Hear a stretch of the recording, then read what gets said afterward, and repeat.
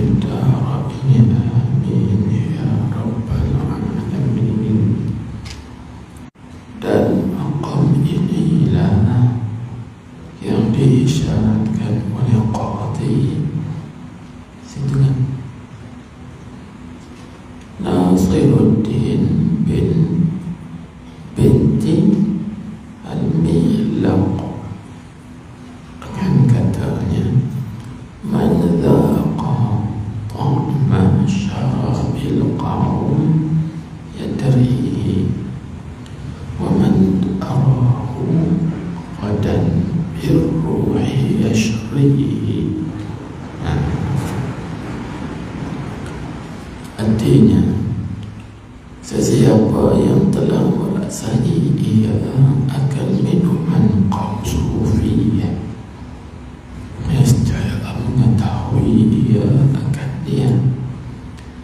Dan barang siapa yang telah mengetahui ia akan dia, nescaya memilih ia pada waktu itu dengan rohnya, membelilah ia pada waktu itu dengan rohnya.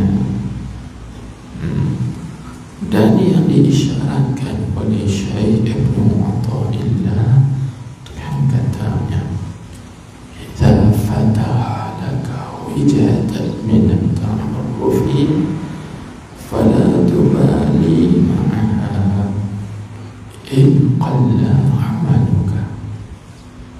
Artinya, apabila dibukakan bagi engkau satu bagai daripada perkenalan engkau dengan Tuhan engkau, maka jangan engkau hirau sertanya bahawa sedikit amal engkau, kerana yang dikosongkan daripada amal itu hampir kepada Allah Ta'ala dan mengarifatkan dia, dan iaitu sesungguhnya telah hasil dia. Baik tuan puan hadirin hadirat yang dikasihi sekalian, syukur kita kehadirat Allah Subhanahu wa Ta'ala atas nikmat dapat hadir pada pagi ini. Baik, jadi kita sambung pada pengajian kita Bidayatul Talibin ila ma'rifati Rabbil Alamin.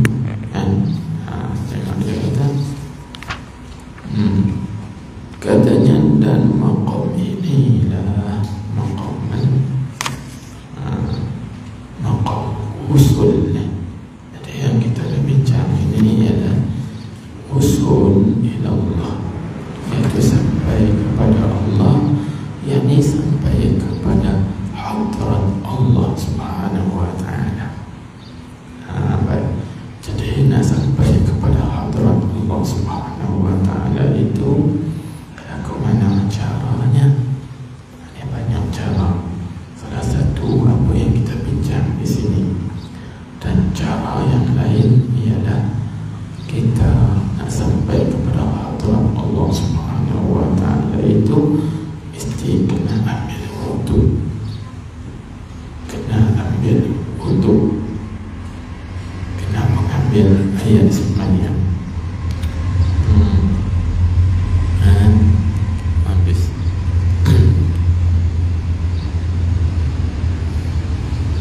Jadi kita kata bahawa kami dua ambil sembahyang selalu, tapi tak sampai-sampai juga.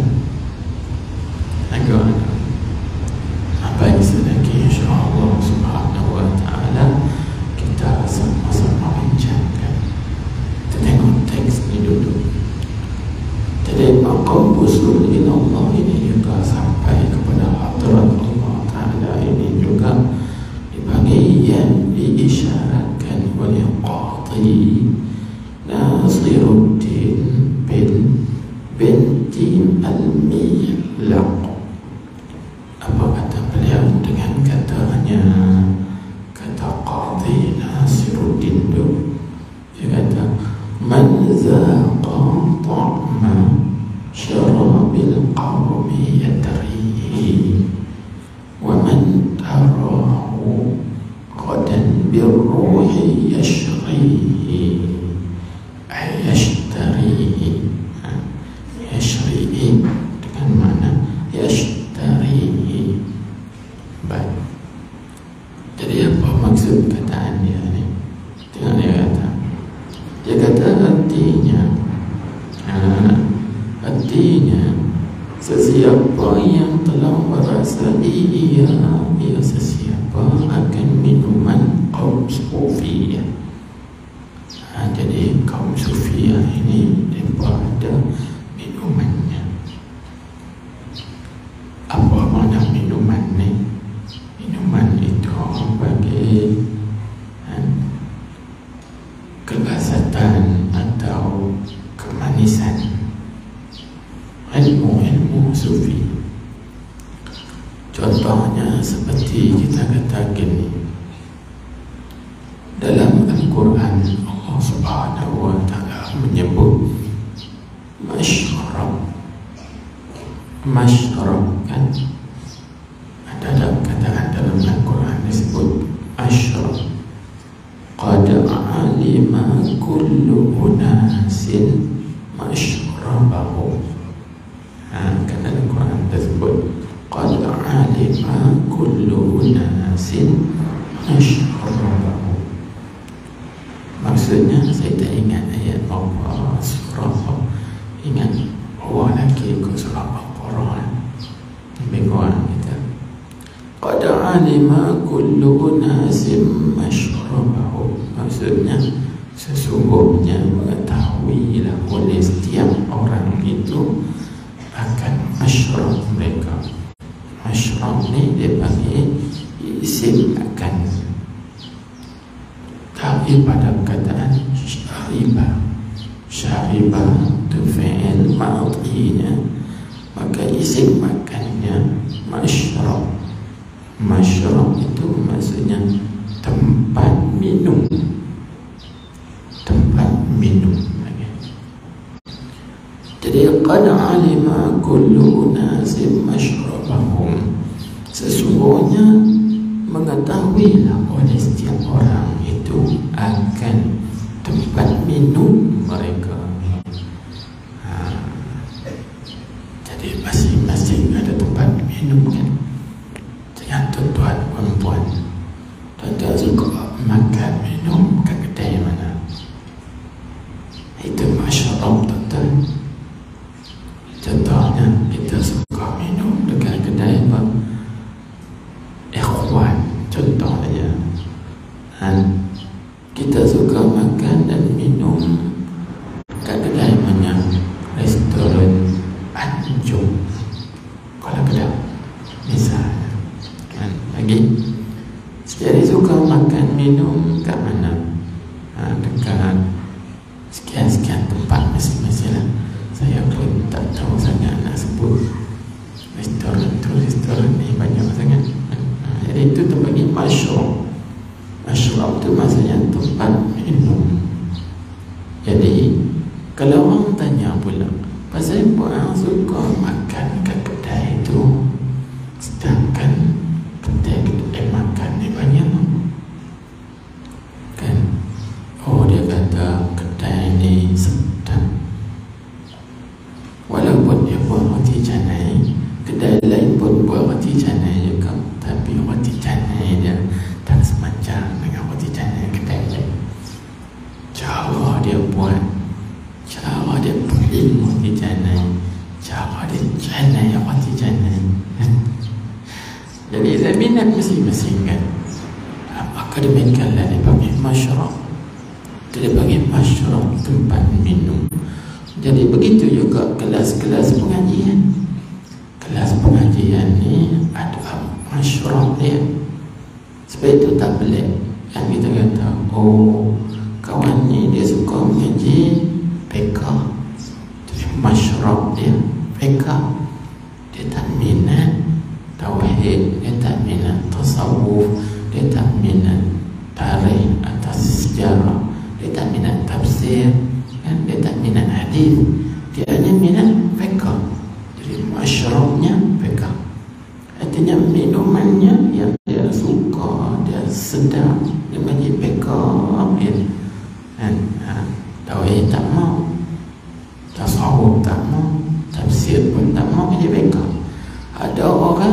masyrabnya tauhid. Dia baca tauhid, dia belajar tauhid, dan dia suka mengaji tauhid ya. Tak mana ada kelas tauhid, tak mana ada kuliah tauhid, dia punya tauhid saja. Mereka dia tak mau, tafsir dia tak mau. Kerana apa? Masyrab dia tauhid.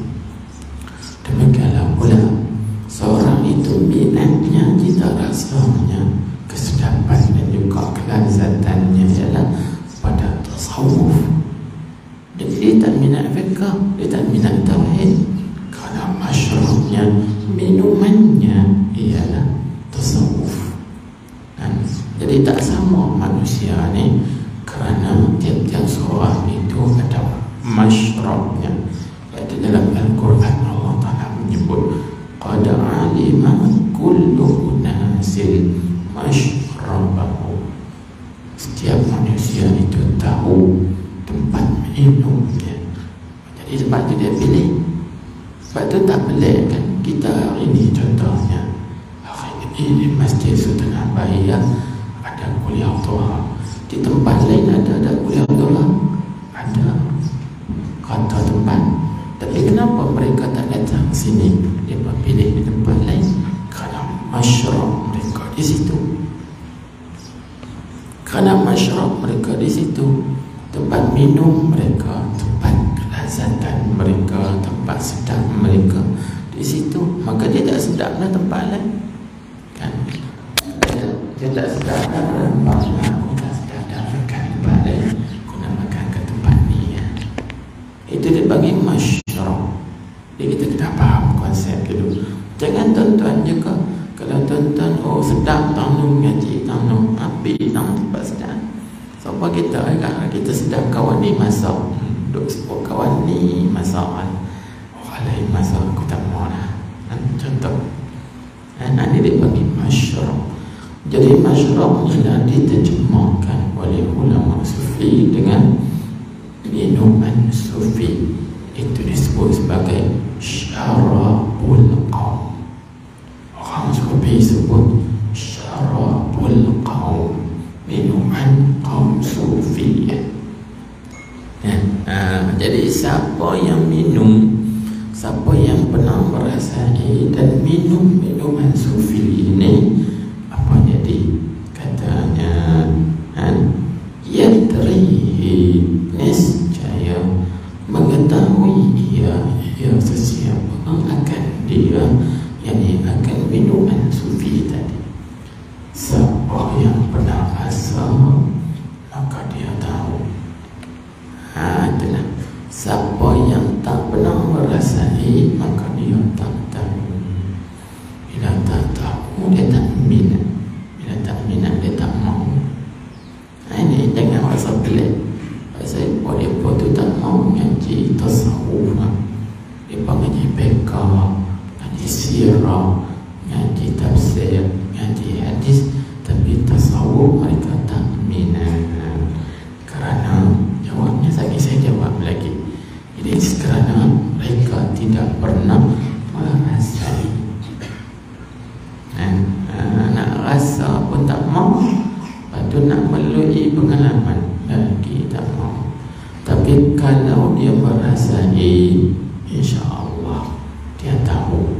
Bila dia tahu, dia sanggup beli dengan jiwanya.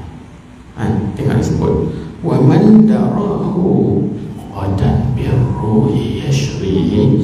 Dia kata, dan barang siapa yang telah mengetahui ia barang siapa akan dia, yakni akan minuman kaum sufi, niscaya membelilah ia pada waktu itu dengan rohnya, jadi dengan nyawa dia sanggup beli. Tukang dengan harga nyawa boleh tak apa, bukan tukang dengan duit, bukan tukang dengan harta, tapi dengan nyawa. Kalau kita tukang dengan duit, duit banyak. Kalau kata tukar dengan benda 5 lung, tak heran, boleh beli lagi 50 lung, duit banyak kan. Ni tukar dengan nyawa, roh, tukar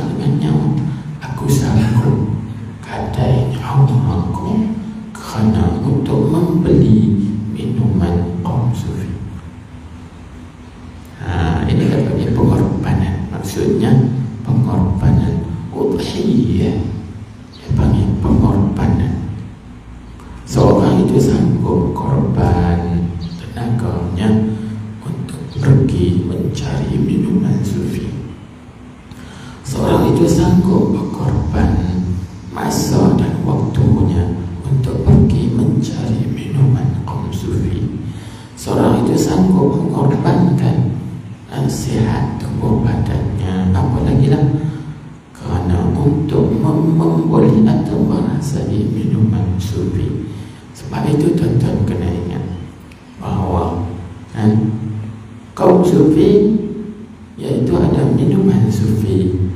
Bila ada minuman, tentu ada penjual dan pembeli. Siapa yang menjual minuman sufi, iaitu ulama-ulama sufi. Mereka lah penjual minuman sufi. Jangan bicara ulama fiqh, tak jumpa lah minuman sufi. Ulama fiqh mereka nak menjual minuman fiqh, kan? Begitulah. Kalau nak cari minuman sufi, kena pergi cari ulama-ulama sufi, kerana ulama-ulama sufi lah penjual minuman sufi. Baik, kalau gitu siapa pembelinya? Pembelinya kita lah, orang yang berminat. Kan jangan tuan-tuan minat apa? Tuan-tuan minat yang Milo, dia beli Milo, dia tak beli susu sebab dia minat Milo, kan? Kalau tuan-tuan yang minat, aku tak minat Milo, aku minat kopi, maka dia beli kopi sebab dia minat kopi. Ada penjual kopinya. Kawan ni pula kata, aku tak minat Milo, aku tak minat kopi, tapi aku minat teh. Beli teh sebab minuman dia teh yang dia sukai. Dan ni pun begitu. Ni pun begitulah keadaannya. Artinya tiap-tiap minuman itu ada penjualnya dan juga ada pembelinya. Baik. Jadi siapa yang suka atau sesiapa yang pernah merasai minuman kaum sufi, maka begitulah disebut oleh ulama, dia tahu.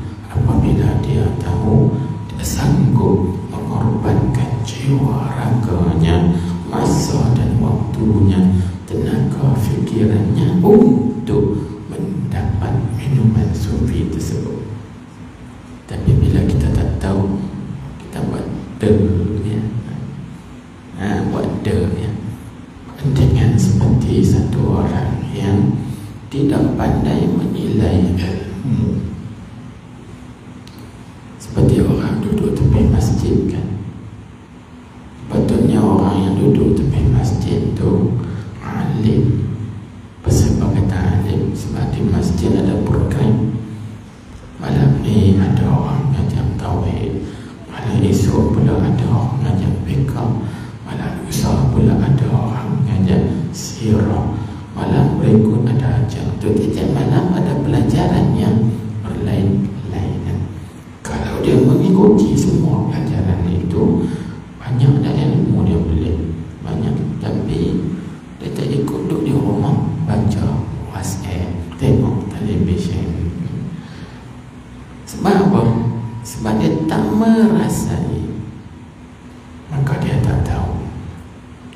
Apabila dia tak tahu, bahkan akan terbit daripada mulutnya, aku, kalau orang main beg aku depan rumah aku, pergi masjid aku tak pergi. Sebab dia tak tahu, kan? Tapi yang tahu duduk di Pulau Pinang buat main, yang tahu, kan? Tuan-tuan puan-puan hadirin hadirat sekalian, sebab tu ni bukannya cerita sikit. Saya ada seorang yang mengaji hari Sabtu di Gajah Raya, pagi dan malam Jumaat. Saya tanyanya, abang, dia tak umur dia lebih daripada saya lah. Saya panggil dia abang. Kata, abang main pada malam, saya main pada kulim. Lepas tu abang main ni balik, kita main balik, habis meja balik kan. Lepas tu hari Sabtu main pula hari Sabtu balik 2 kali seminggu, mana sebulan 8 kali. Malam Jumaat dia main, hari Sabtu dia main, tak pernah miss, ada sekali 2.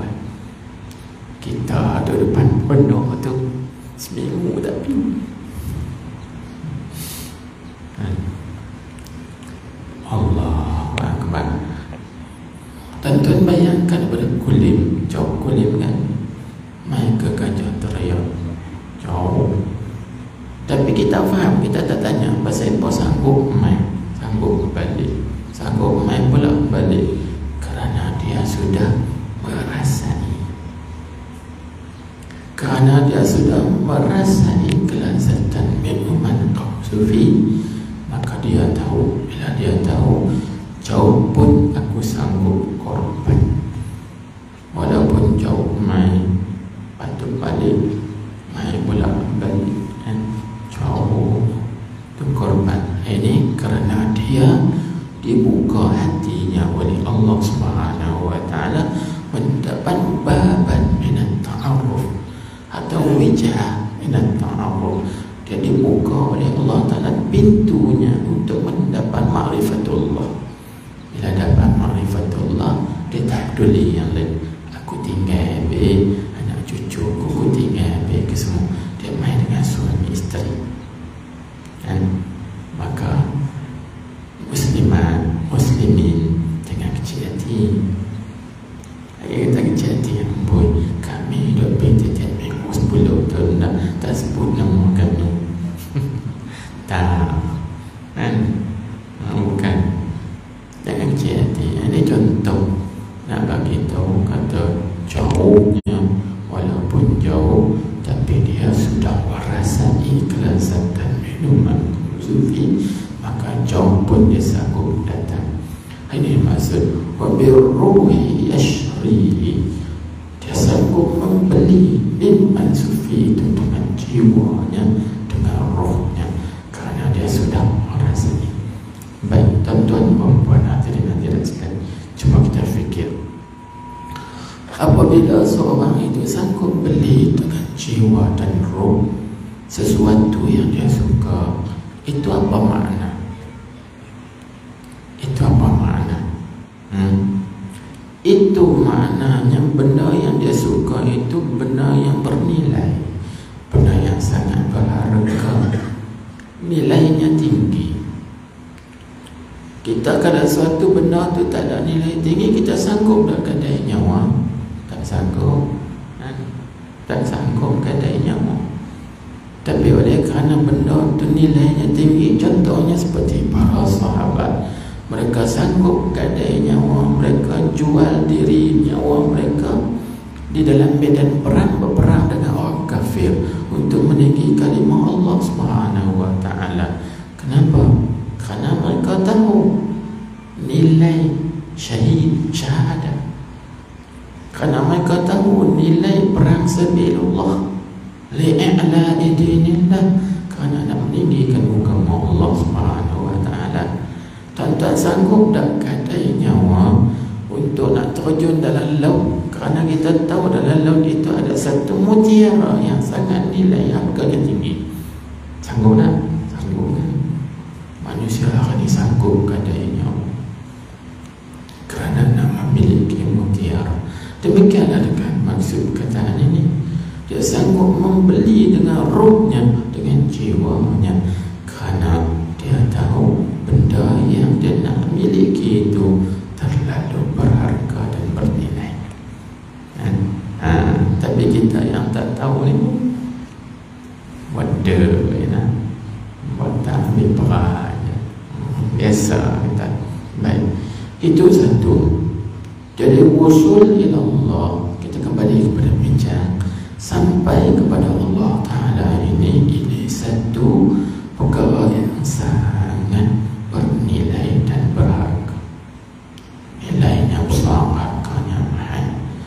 Jadi nak sampai kepada Allah Subhanahu wa taala seperti mana yang saya sebutkan dulu, iaitu kena ada jalan dan kena berjalan. Itu kena masuk ikut pintunya, pintu usul. Saya sebut dah dulu jalan dia apa, tuan-tuan jangan lupa. Dan kena berjalan. Berjalan itu apa? Berjalan itu dengan riyadhah mujahadah. Jalannya wirid, zikir, hizib itu jalan dia. Bahasa mudahnya kita panggil tariqah kan. Lepas tu bila kita nak masuk, kena masuk ikut pintu dia. Babul usul, pintu sampai. Kalau kita masuk tak ikut pintu, kita tak dapat boleh masuk. Jadi apakah pintu usul? Pintu usul ni ada tiga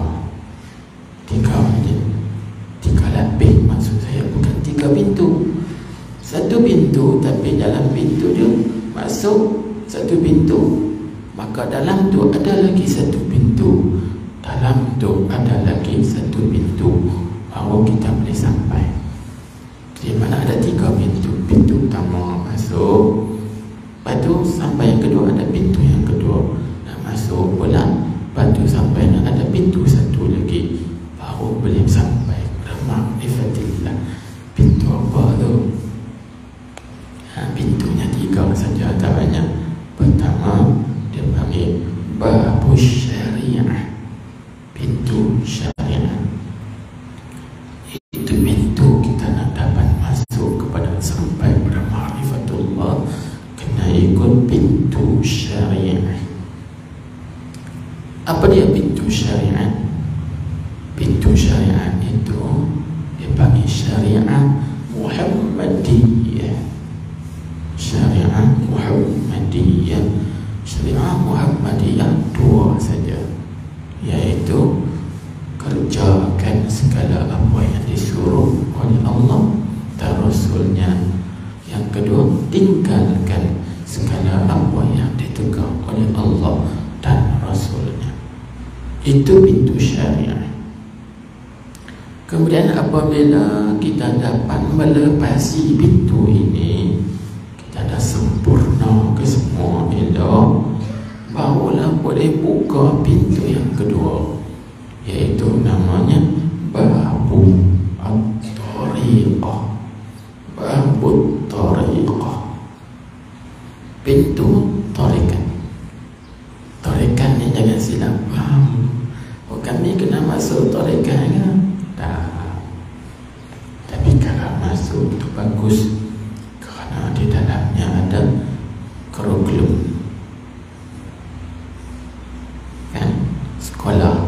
Kalau tak ada kurikulum nak, jadi murid ni jangan selera. Faham tak? Tariqah ada kurikulum dia. Sebab tariqah ini ibarat madrasah, satu sekolah. Dalam sekolah dia ada programnya, dia ada silabusnya, dan juga dia ada kurikulumnya kan. Tuan-tuan perempuan semua cikgu faham. Masa kami dulu di sekolah dulu, kami tak panggil kurikulum, kami panggil kurikulum. Budak-budak kan, kurikulum, sikit-sikit kurikulum. Kurikulum dia ada kurikulum. Jadi kurikulum tu lah dia panggil, ada apa? Dalam kurikulum kita nak masuk sekolah, kita kena register.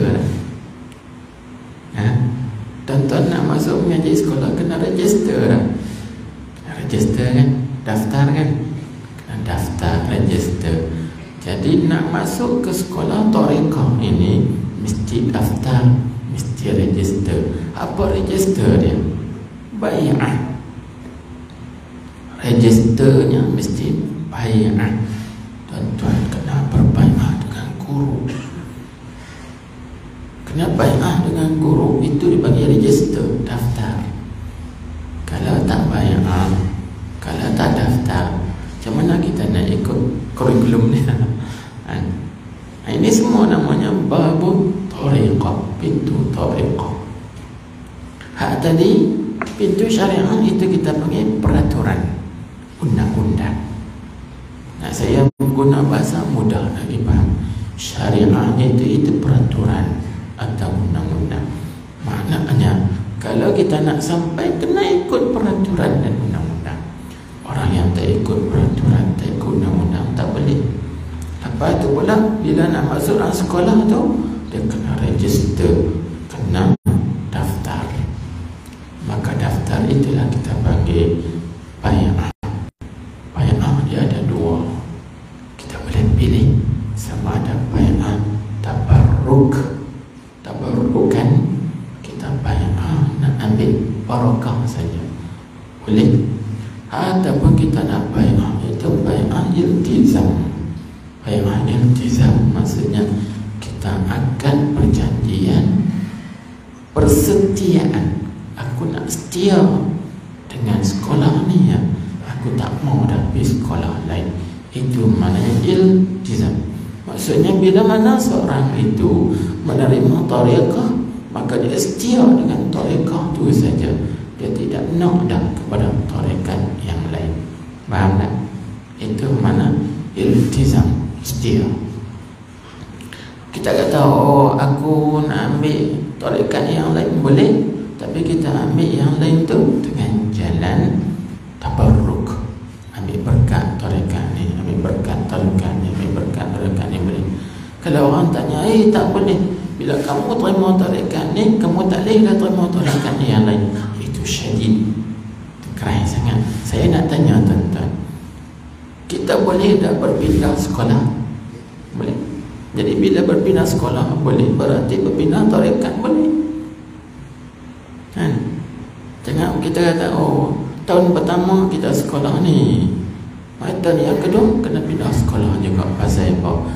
Mak pak kita kena dekat kerja tempat lain, jadi kita pun kena pindah sekolah. Pindah sekolah boleh, tak ada masalah. Nak berpindah tariqah pun boleh, tapi ada syaratnya. Syaratnya antaranya kita minta izin dengan guru kita. Macam tu juga kita sekolah kan, bila pindah sekolah minta ada kebenaran kepada guru besar sekolah.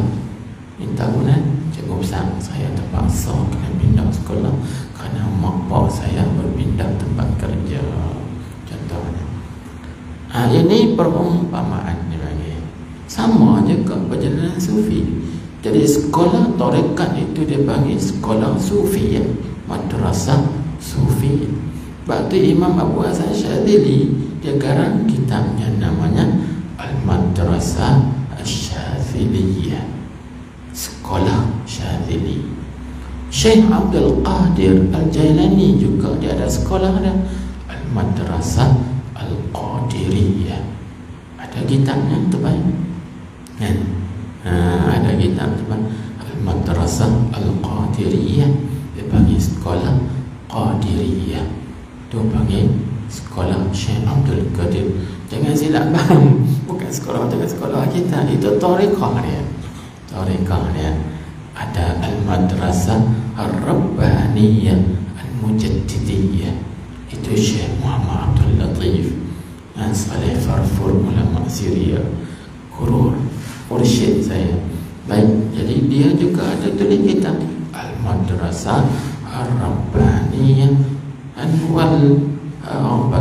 orang panggil wal-Rabbaniyuna fil Islam. Dia panggil sekolah Rabbaniyah Mujaddidiyah. Baik, bila kita sebut sekolah, dalam sekolah ada peraturan. Ada peraturan. Dalam sekolah ada kurikulum, ada kurikulumnya. Dalam sekolah berdaftar dan daftar. Macam tu juga dengan tariqah. Jadi nak masuk sampai kepada Allah Ta'ala itu kena melalui pintu tariqah. Macam ni, tuan-tuan boleh tak masuk universiti kalau tidak melalui sekolah menengah? Tak boleh. Boleh tak naik sekolah menengah kalau tidak melalui pintu sekolah rendah? Tak boleh. Boleh tak masuk sekolah rendah kalau tak melalui tadika? Boleh. Tapi sekolah kita nak masuk sekolah menengah tak melalui pintu sekolah rendah, boleh tak? Tak boleh. Kena masuk sekolah rendah dulu, lepas tu naik menengah, lepas tu naik pusat pengajian tinggi dan universiti, lepas tu apa lagi tak tahu kan? Naik tinggi lagi. Sama ya kalau kita fikir kan, kalau kita fikir macam tu sama ya. Demikianlah nak masuk sampai kepada ma'rifat Allah kena ikut pintu ya. Pintu pertama pintu syariat, pintu yang kedua pintu tariqah, dan pintu yang ketiga iaitu babul haqiqah, pintu hakikat. Barulah dapat sampai kepada ma'rifatillah, sampai kepada kenal Allah Subhanahu wa ta'ala sebagai ma'rifah dzauqiyyah wa wujdaniyah, atau juga disebut sebagai ma'rifah khassah. Inilah ikut step dia. Baik. Jadi orang yang gini ni dia sanggup dah beli, sanggup dah orang bagi, sanggup. Pasal apa sanggup? Tuan-tuan, puan-puan atau anak tuan-tuan, puan-puan atau cucu tuan-tuan, puan-puan. Saya nak tanya, anak tuan-tuan atau tuan-tuan senyawa, tuan-tuan, puan-puan, tuan-tuan nak sampai dah pengajian sehingga dapat ijazah, sampai sijil. Contoh dulu kita ngaji sekolah rendah, kita dapat apa? Sijil penilaian. Aman saya lah, aman saya. Lepas tu kita ngaji sekolah menengah, kita dapat sijil SRP. Sebelum SRP yang panggil LCE ya? LCE LCE SRP. Lepas tu naik lagi SPM, sijil SPM, naik tingkatan 6 STPM kan. Kalau yang sekolah Arab dia panggil STAM, stamp. Stamp. Lepas itu tuan-tuan kita masuk universiti, kita nak capai PA Hon. Lepas tu ambil lama lagi, nak ambil degree master degree. Lepas tu nak ambil lagi PhD.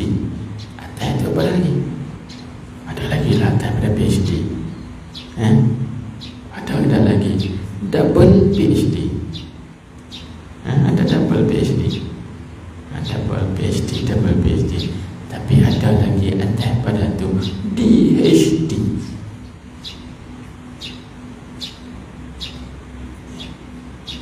Apa jadi PhD bisa dengan PhD?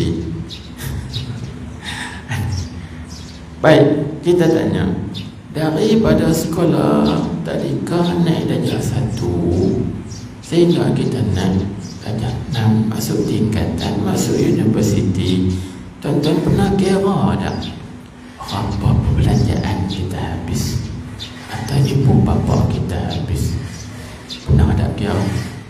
Kalau kira lah kerana mungkin akan memakan belanja atau menelan belanja hampir puluhan ribuan, 50, 60, boleh jadi 100 ribu. Tuan-tuan sanggup tak berkorban mengeluarkan 100 ribu demi ijazah? Demi ijazah, untuk nak dapat ijazah kita sanggupkan buat keluar duit. Mak bapak pun sanggup buat kerja berat untuk anak yang berjaya dapat sijil ijazah universiti, keluar kerja berkhidmat pada masyarakat. Demikianlah dengan perkara ni, perkara yang kita bincang. Degree kita ialah usul, degree kita, ijazah kita ialah ma'rifatullah. Itu degree kita, itu ijazah kita yang kenal Allah. Jadi nak dapat degree atau nak dapat ijazah tu ni, kena korbankan jiwa raga kita, korban masa waktu kita, korban wang ringgit kita untuk nak dapat ma'rifatullah. Jadi kalau tak usaha ke arah itu, macam mana nak dapat ijazah? Itu bahasa sekolah sufi je. Jadi ulama sebut macam tu. Inilah disebut sebagai pintu usul ilallah, sampai kepada Allah.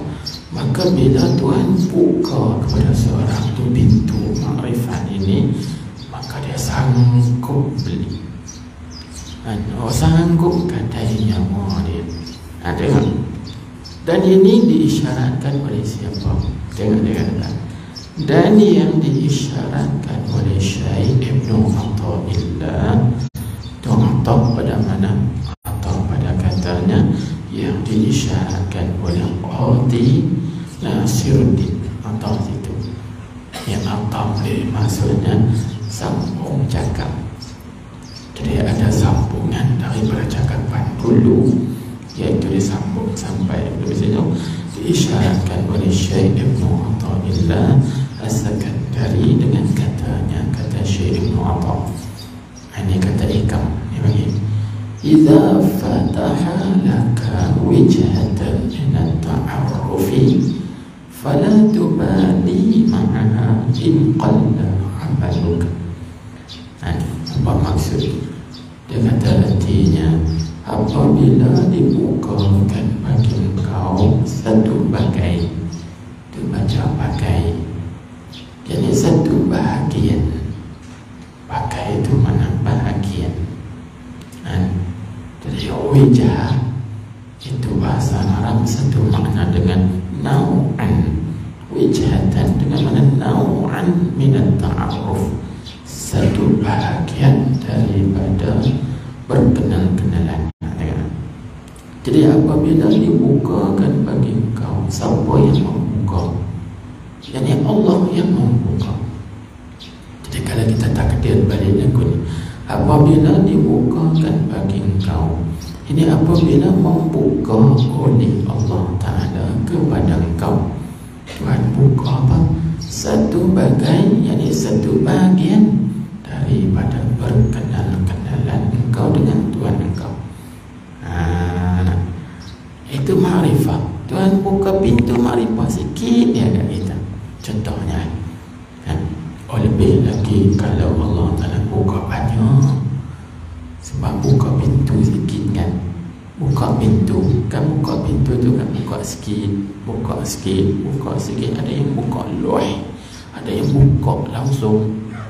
Itu bagi nampak cara dia. Tuhan buka sikit, nau'an minat ta'aruf, sikit dia Tuhan buka. Dia kata apa? Dia kata maka jangan engkau hirau sertanya, serta satu bagai tadi ni, bahawa sedikit amal engkau. Maksudnya kalau amal engkau sikit pun jangan peduli, sebab Tuhan buka.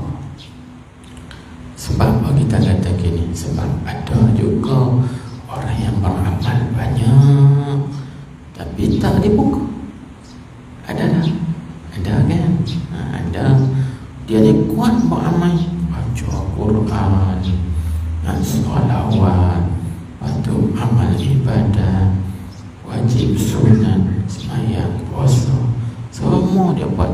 Sampai kita kata dia ni kuat amalan, tapi dia tidak dibuka oleh Allah Ta'ala akan pintu ma'rifah. Pintu ma'rifah tak dibuka. Dalil kata tak dibuka mana? Iaitu apabila dia kuat beramal, maka dia nampak aku yang beramal. Ini dia tak dibuka pintu ma'rifah. Faham tak tu?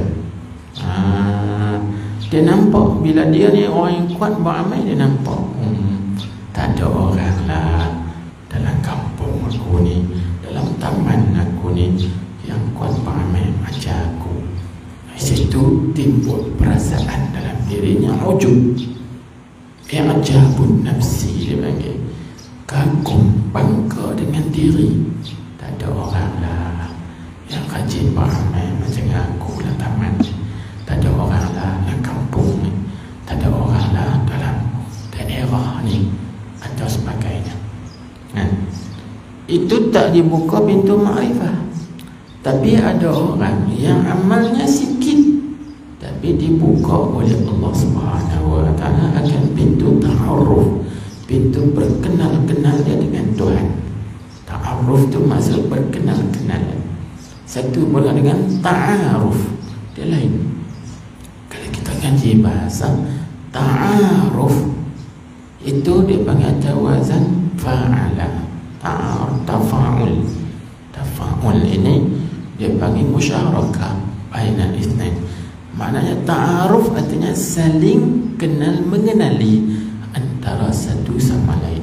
Itu ta'aruf, saling kenal mengenali antara satu sama lain. Di sini dia sebut ta'aruf, dia sebut ta'aruf. Kerana apa? Kerana kita yang kenal Tuhan, dia tak perlu lagi kenal kita, sebab dia tahu dah dia yang menjadikan kita. Maka kita dia guna sini at-ta'aruf. Ta'aruf maknanya berkenalan kan. Kalau Tuhan buka pintu berkenalan, kita nak berkenal dengan dia, maka walaupun amal kita sikit, tak banyak, maka jangan kita peduli. Nak luk pula Loop pula.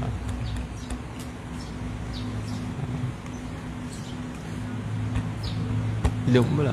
Nak delay. Loop pula. Ni tu. Min. Loop.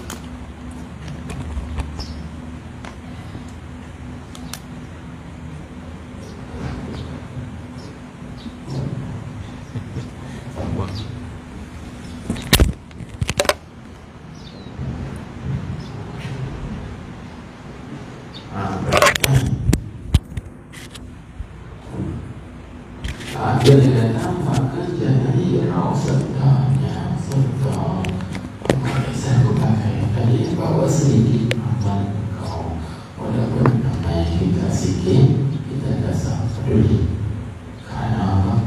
Karena sebab amal kita itu hadiah kita kepada Allah. Hanya baik amal kita itu hadiah kita kepada Allah. Jadi hadiah kita kepada Allah dan ta'aruf itu, jadi ma'rifat itu hadiah Allah kepada kita. Maka sama ada hadiah Allah kepada kita dengan hadiah kita kepada Allah. Sama lah, tak sama, nilainya tak sama, harganya pun tak sama, kualiti yang pun tidak sama. Jadi apa nilai harganya? Harga ada nilai hadiah Allah Ta'ala kepada kita ini lebih tinggi daripada hadiah kita kepada Allah Subhanahu Wa Ta'ala. Perbandingannya macam Islam tadi. Aku ajar kita, kalau aku kita dihadiahkan kita satu tangannya. Satu tangan saja. Tapi kita hadiahkan aku. Kalau dia harganya 10,000, 20,000 ni aku saya beli bahan ni dengan overseas tu negara, saya hadiahkan aku terima. Saya terima. Tapi aku kata apa? Kata 10,000 aku beli 10,000. Harga 10,000 tu aku boleh beli 10,000 lagi, 10,000 itu ni. Maksudnya nilai di sisi dia benar kecil. Tapi bila aku dia ada sambutannya ke kita. Oh, kita ni bercerita jangan ke orang apa ni. Sambutan ni sebab bagi aku bagi ni, aku bagi ni, aku bagi ni. Sambutan tu apa sih? Bagi dua. Walaupun harganya sedikit, tapi hadiah datang daripada siapa? Daripada orang besar. Maka dia besar. Walaupun harganya mahal, tapi hadiah itu datang daripada siapa? Orang kecil. Maka harganya kecil. Jadi kita hadiahkan kepada aku. Faham tak? Jadi di sini kita kenapa? Bahawa amal kita itu bagi hadiah kita kepada Allah. Setakat makrifah itu hadiah Allah Ta'ala kepada kita. Jadi Tuhan buka pintu makrifah itu cukup besar. Kalau nak dibanding dengan amal kita yang sikit, maka kita jangan peduli dengan amal kita, kerana ini anugerah daripada Allah Subhanahu Wa Ta'ala. Mahal. Hadis sebutnya jangan dia nak serta. Kenapa?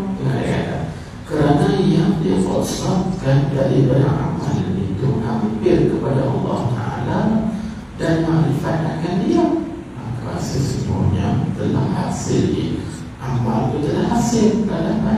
Dan pihak Allah telah buka itu bukan kesemuanya orang buka, sebab ada juga orang yang kuat beramal tapi tak dibuka oleh Allah Ta'ala akan pintu makrifat. Jadi tuan-tuan hadirin sekalian, makrifah itu adalah satu benda yang sangat tinggi nilainya dan juga harga. Ini yang disebut oleh ulama ma'rifatul ma'bud aula min kulli sujud. ma'rifatil ma'bud abda min kulli sujud.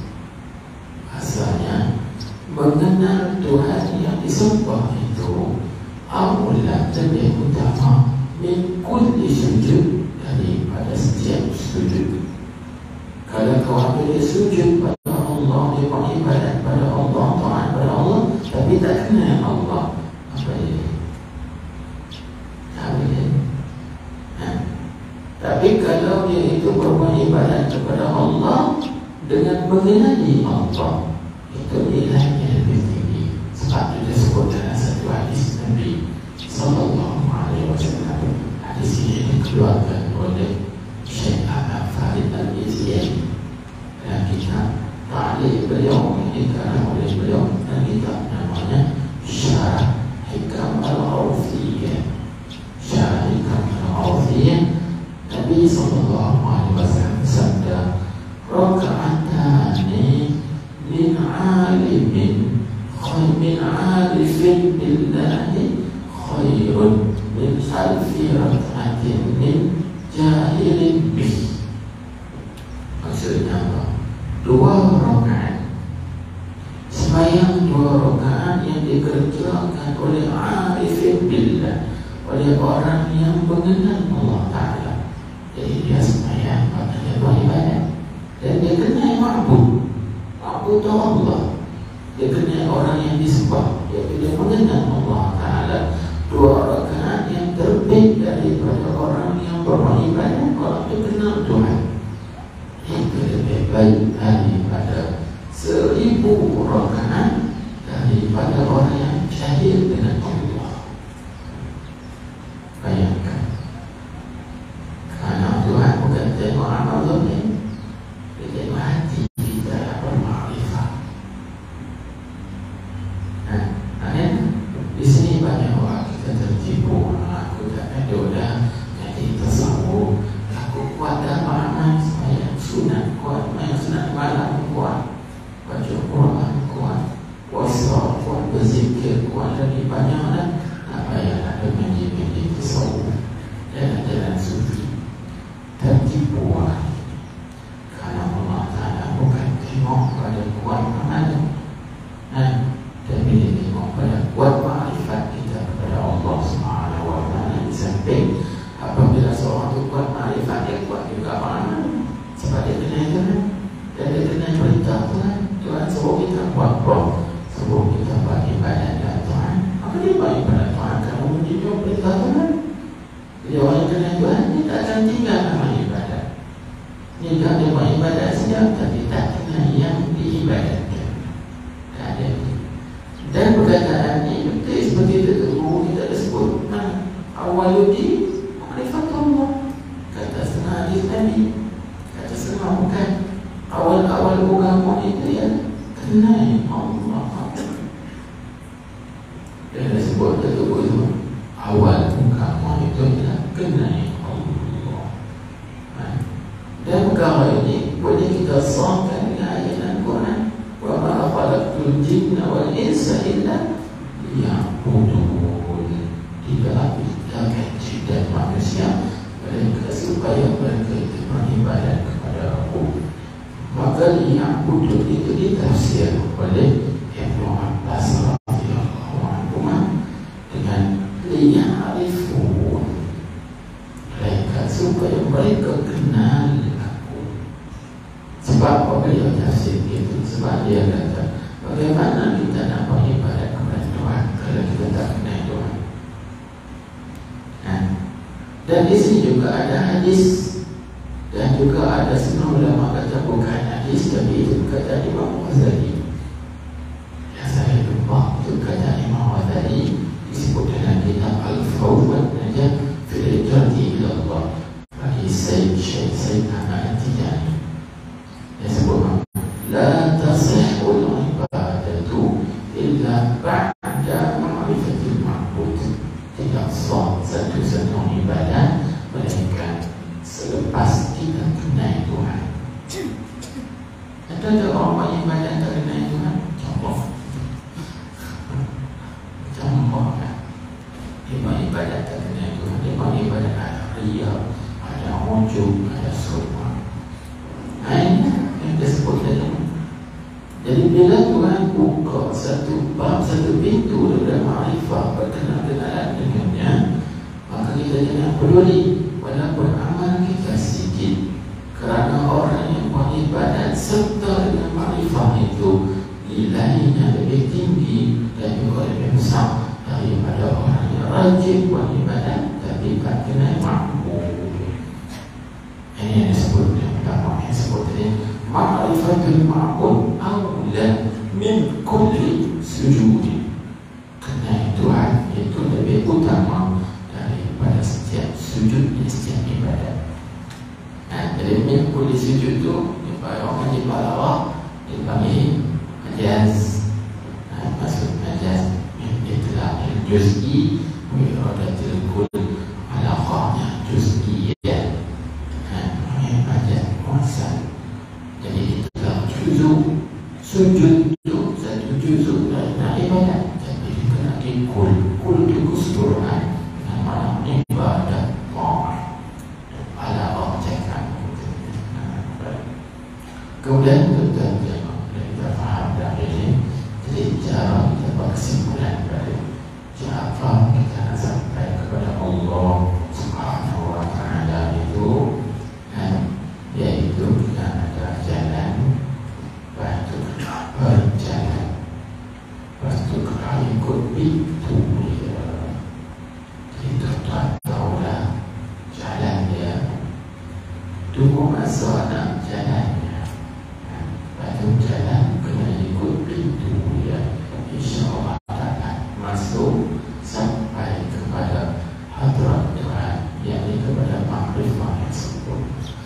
Lagi apa jalan dia, ataupun bagi apa caranya sampai kepada Allah, dan kena berwudu. Saya sebut tadi, kena berwudu, kena ambil yasmin.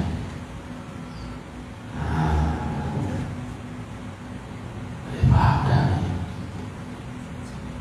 Kami memang pun tiap-tiap kali nak sembahyang kami ambil wudu. Bukan setakat nak sembahyang, nak baca Quran pun kami berwudu. Bukan setakat baca Quran, kami kadang-kadang nak berzikir dan bersalawat ke atas Nabi sallallahu alaihi wasallam pun kami berwudu juga.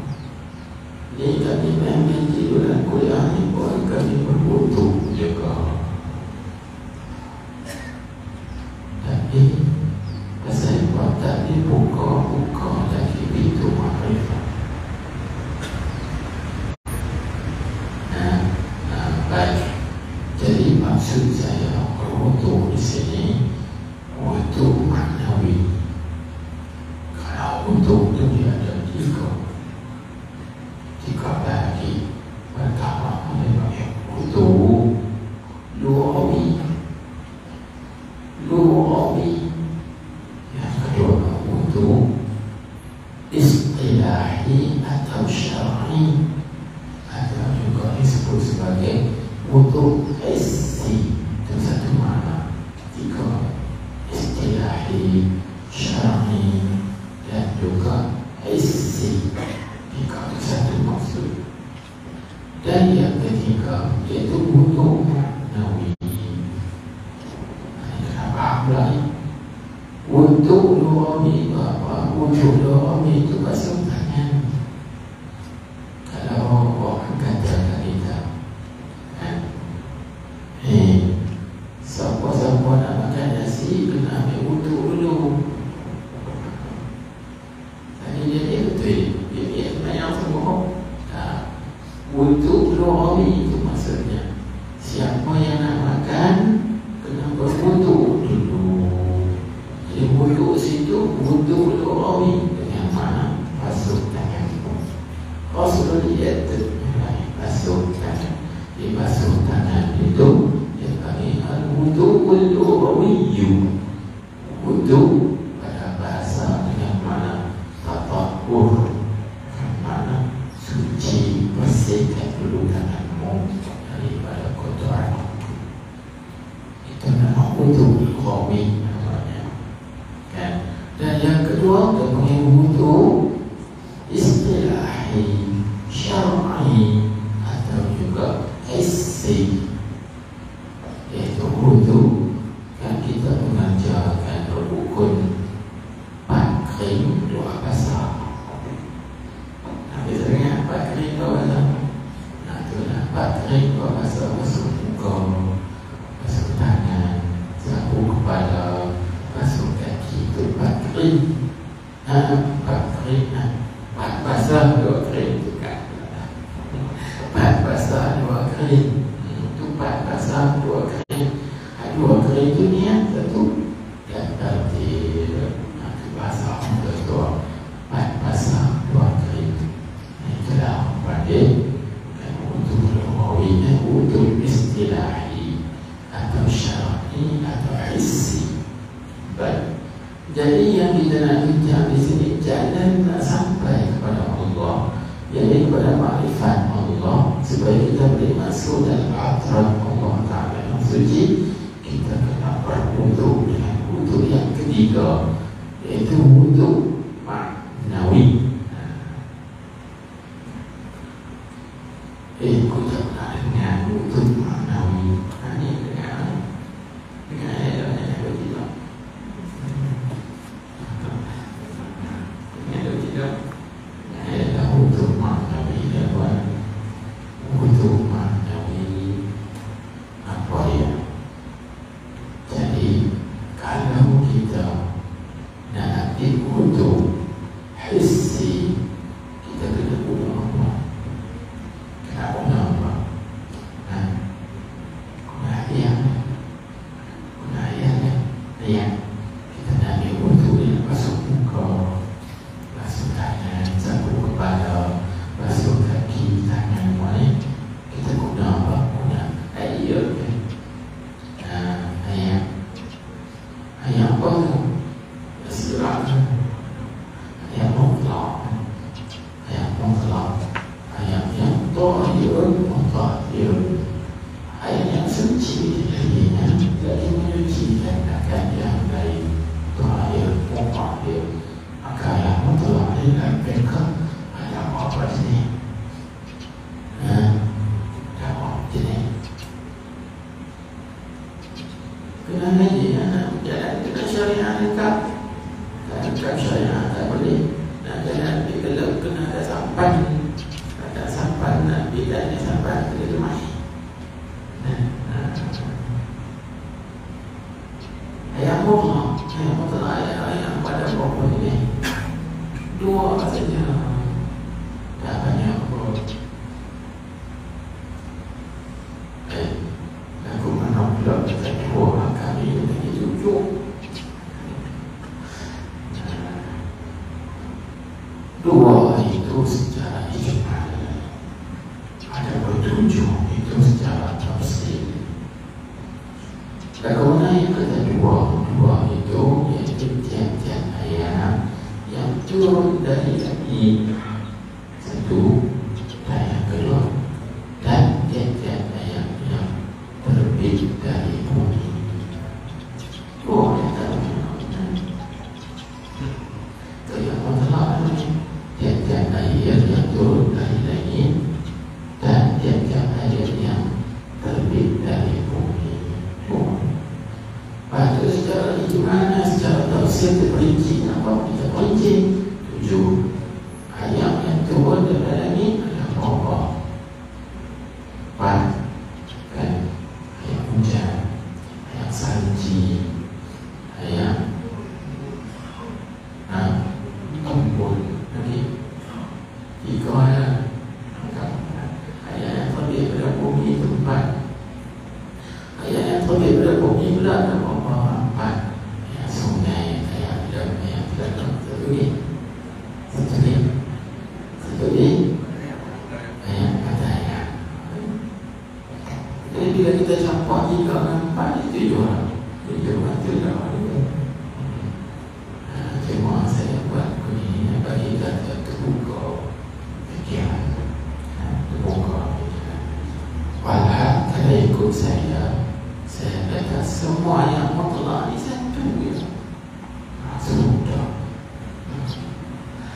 Bukan dua, satu.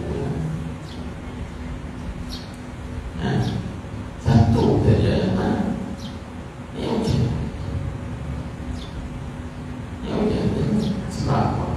Sebab semua ayat yang ada di bumi itu asalnya turun dari Nabi. Asalnya turun dari Nabi. Satu dia kata dibaca kerana nama. Dah satu saja. Yang tiba atau kerana yang tiba. Ini kan di background pula ni. Tak pernah kita tenang. Ini kan di background pula. Cari nak dulu. Karena yang tiba tu empat. Oh, jadi ayat ni terlebih mana? Kita korek telaga. Jadi kita nama ayat telaga. Sebab jadi ayat itu kita terlebih telaga. Tulis ayat ni, yang mana ni? Yang sungai. Kerana yang tiba tempat dia. Apa ni sungai? Tulis. Walau ayat tu juga semua turun dari ni. Satu benda hanya kalau kita faham dan berbincang bahawa baik kita kembali kepada perbicaraan tadi, iaitu wudu. Dengan kalau kita nak ambil wudu zahir dengan ayat mutlaq, ayat semata-mata ayat habis. Kalau kita nak ambil wudu maknawi dengan ayat apa? Dengan ayat apa?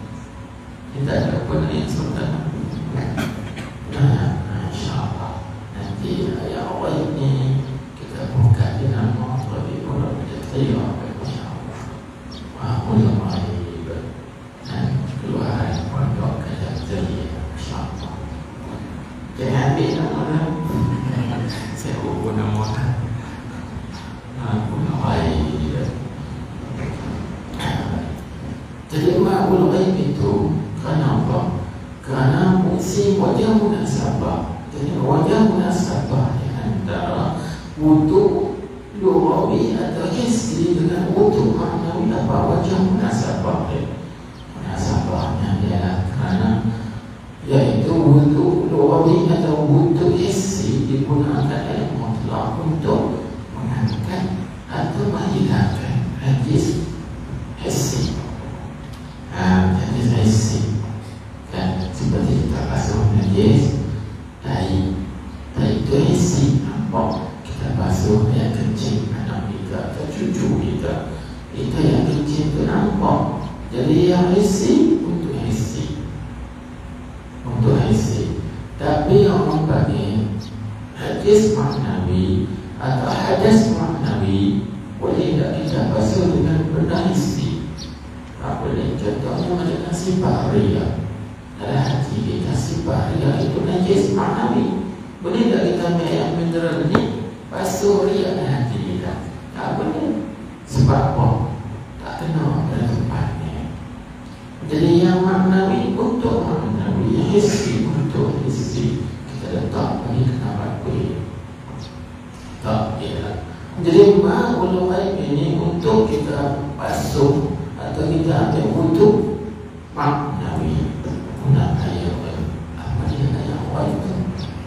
Kita nama ayat ghaib itulah tentang seperti saya sebut tadi, taubat, istighfar, yaqin hati kita kepada Allah Subhanahu wa taala.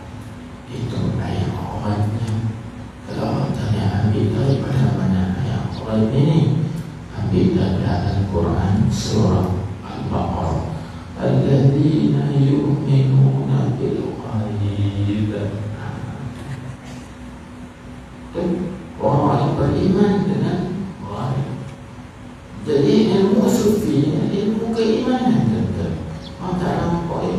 juga basuh riak. Kalau riak tu tak nampak, dia nak kena ambil, nak tak nampak tu basuh tak nampak. Bawa betul. Sebab tu kata boleh tak kita halau jin? Tak boleh, kena jin juga halau jin. Sebab tu kita buat mak dia bersahabat dengan jin, dia dah khadam dia halau jin.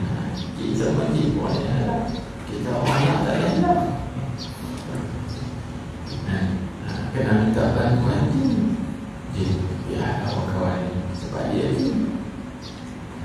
Situ baik. Adalah tuan-tuan tenang ni. Jadi nak bincang wuduk lughawi ni saya rasa panjang tadi. Cuma nak bagi tahu wuduk lughawi itu ialah kena ada yakin dalam hati.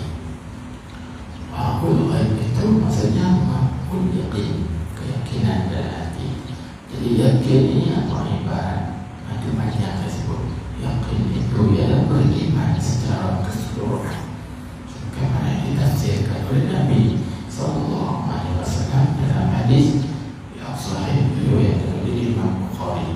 Sahih Bukhari sebut al-yaqin al-iman kulluhu.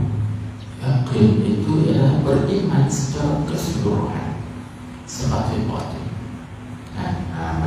Lagi pula yakin pada istilah sufi dengan makna apa? Khurujuka anka, keluar engkau dari engkau. Apa maksud keluar engkau dari engkau?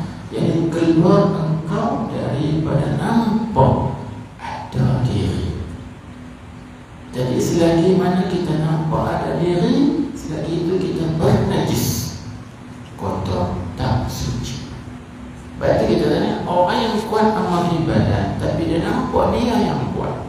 Orang yang kuat melakukan amal ibadat tapi dia ada riak dan ujub, sebenarnya dia tidak berwuduk dengan wuduk maknawi, kerana masih lagi nampak ada diri, nampak tenaga dia, kekuatan dia, keupayaan dia, kerajinan dia dan sebagainya. Jadi kita ni nak keluar daripada itu, keluar daripada nampak diri, keluar daripada mengaku diri, itu baru akan suci daripada najis maknawi dengan wuduk maknawi. Wuduk maknawi itu apa? Yakin. Apa makna yakin? Keluar engkau dari engkau. Bahasa mudah sufi cakap yakin khurujuka anka. Yakin itu keluar engkau dari engkau. Tak faham keluar engkau dari engkau. Maka di sini nak sedikit syaratkan apa maksud kata khurujuka anka, keluar engkau dari engkau. Syekhul Islam Al-Qadar Al-Ansari mensyaratkan keadaan ini dalam kitabnya yang bernama Fathul Rahman Bisyarhi Risalati Walidi As-Salam. Dia kata khurujuka anka khurujuka an ru'yati nafsika wa ru'yati ummatika wa hawlika. Iaitu keluar engkau daripada engkau, maksudnya keluar engkau daripada nampak diri engkau, nampak kekuatan engkau, nampak keupayaan engkau. Oh ni aku yang kuat ni, aku rajin ni, aku semangat ni. Dan ternyata main hari ni, kalau aku rajin sikit, maka tuan-tuan tak suci. Bila tak suci, ilmu ma'rifah takkan masuk dalam hati. Kerana ilmu ma'rifah itu suci. Sebab itu saya pesan pada diri saya sendiri, InsyaAllah saya makan setiap kali saya nak main, saya duduk kat muka pintu, saya istighfar, saya betul kali. Sebab saya datang bukan nak ambil duit, bukan datang kerana untuk kerana ni. Kita datang kerana dakwah kepada Allah SWT. Takut saya kita datang larinya. Bila larinya aku main saya boleh doa tadi, aku main saya boleh kalimah tadi. Salahnya yang kita tak betul. Jadi kita kena bersih dulu. Macam tu juga dengan tuan-tuan. Bila nak berangkat keluar dari rumah, kita buat kuliah, kita buat mengaji, perbetulkan niat dan membersihkan hati. Kuliah ini kerana nak tuntut ilmu, nak Aku datang ini kerana mencari nur, kerana nak hilangkan zulmah, kegelapan yang ada dalam diriku. Aku datang di sini kerana untuk mencari Allah, kerana nak menghilangkan ghaflah, kelalaian yang ada pada hati. InsyaAllah Tuhan buka, Tuhan buka. Dan Tuhan buatlah itu pengalaman saya. Tuhan buka, buka lagi, buka lagi, buka lagi. Ini yang kita baca tadi. Walaupun amal tak kuat, saya faham yang tak kuat, amal kita tak banyak. Zikir pun sikit-sikit, salat pun sikit-sikit, semayang malam pun sikit-sikit, tak banyak, sikit-sikit. Tapi kita dibuka oleh Allah SWT akan itu ma'rifah, itu hadiah daripada Tuhan. Baik, jadi nak cerita tu bagian kalian. Nanti insyaAllah satu masa kita berada hidup untuk maknawi. Untuk maknawi. Situ dalam ketahui banyak lagi nak belajar ni. Kalau belum kita banyak lagi